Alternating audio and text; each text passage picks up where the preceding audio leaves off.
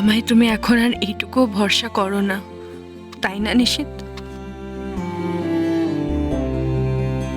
শশী, তোমায় আমি যতটা ভরসা করি ততটা হয়তো নিজেকেও করি না, কিন্তু এই কথাটা আমি কাউকে বলতে পারবো না, তোমাকেও না। আমায় ক্ষমা করো, আমি আমার বোনকে কথা দিয়েছি। আমি জানি নিশিত, তোমার কাছে কথার কতটা দাম। আমি তোমায় বলার জন্য জোর করব না, শুধু এটা ভেবে খারাপ লাগলো তুমি নিজেকে আমার থেকে আলাদা ভাবছো। আমাদের সম্পর্কে এখন আর আমরা শব্দটা নেই, আমরা এখন তুমি আর আমি হয়ে গেছি।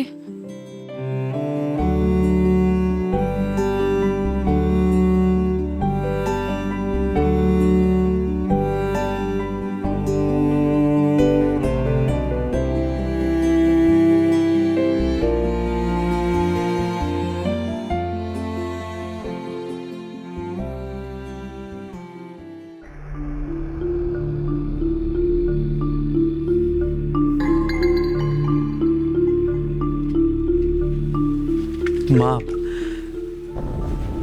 তোমার সঙ্গে আমার একটু দরকারি কথা আছে। বল না। বলছিলাম যে মা, দক্ষিণ কলকাতায় আমার নামে যে জমিটা আছে তার দলিলটা আমায় একটু দেবে?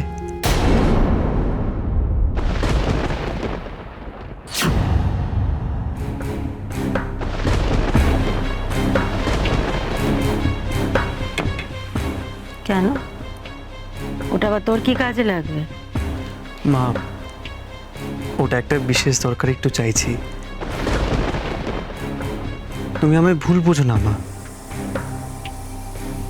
তবে দরকারটা মিটে গেলেই আমি তোমায় সবটা বলবো মা। কি এমন দরকারটা পড়লো যে মাকে বলে যাচ্ছে না?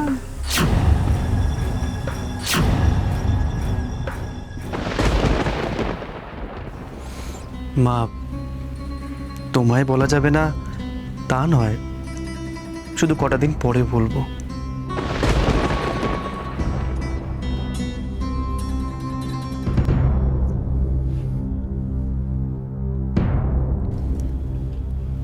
মা, তুমি তোমার নিশিতকে ভরসা করো না? তোকে ভরসা করি বলি তো দিচ্ছি।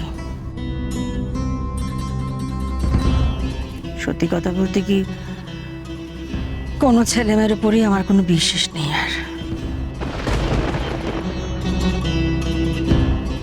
দাঁড়া, এনে দিচ্ছি।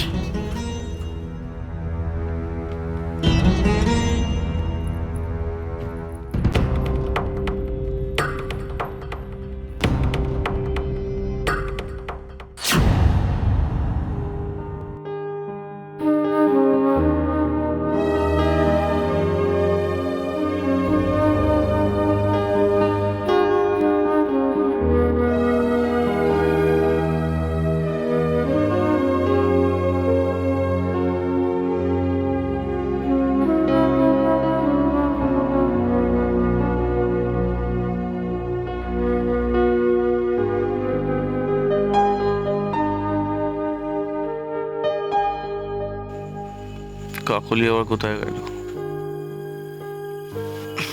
বোধহয় নিচে গেছে।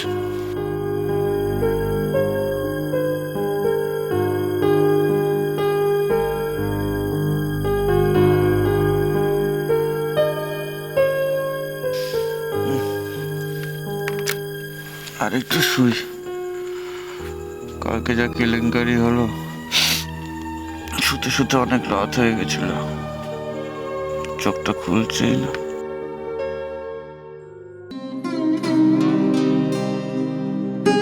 আমাকে ক্ষমা করো মা, এখন তোমায় সত্যিটা বলতে পারছি না, তবে আমি যা করছি তোমার মেয়ের ভবিষ্যতে কথা ভেবেই করছি। বড় দাদা হিসেবে সেটাই তো আমার কর্তব্য।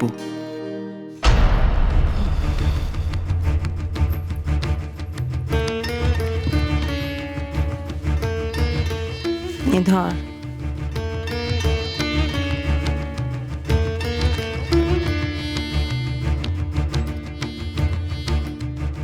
ব্যাস সিদ্ধার্থ, আর কোনো চিন্তা নেই। এবার সব ঠিক হয়ে যাবে, আমাদের সমস্ত স্বপ্ন পূরণ হবে। যা করবি বুঝে শুনে করবি, দেখিস কোনো ঠক জোচ্চরের হাতে পড়িস না যেন। আলমারিটা খোলা রেখেছি, তাই বন্ধ করে আসি গে।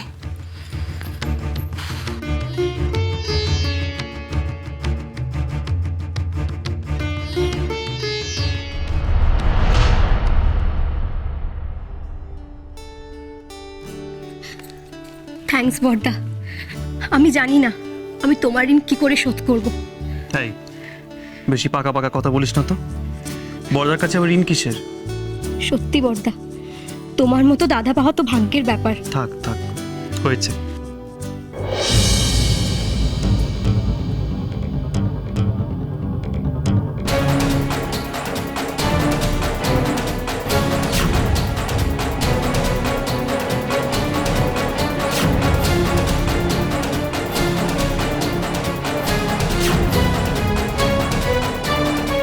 নিশিত ওটা সোমাকে কি দিল?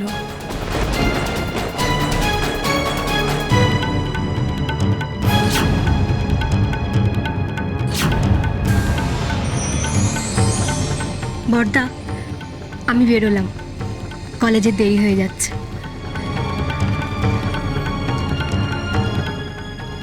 যা।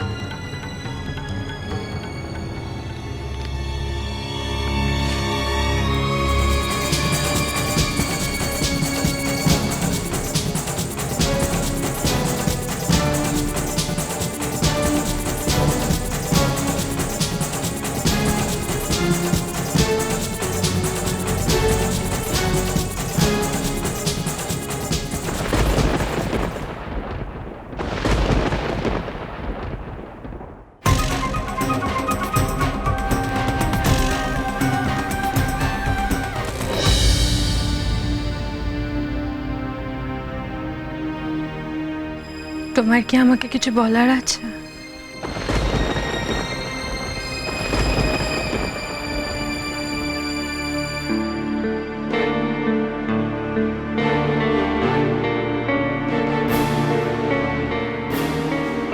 নিশিত, আমার কেন জানি না মনে হচ্ছে তুমি আমার কাছ থেকে কিছু লুকিয়ে যাচ্ছ। শশী, সব সময় সবাইকে সন্দেহ করাটা বন্ধ করো। এটা আমাদের বাড়ি, জেলখানা নয়।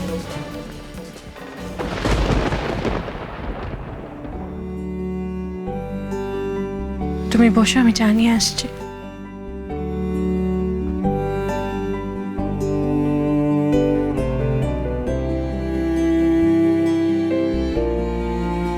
তুমি ঠিকই বলো শশী, মিথ্যেটা খুব ভারী একটা বোঝা।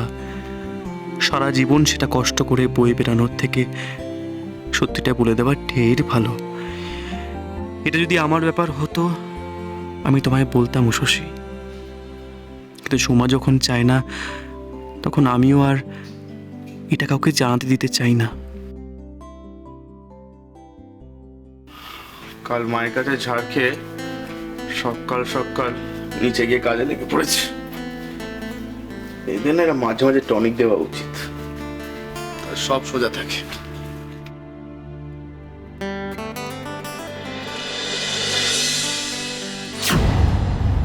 এই বেলা হয়ে গেল, দোকান খুলতে হবে।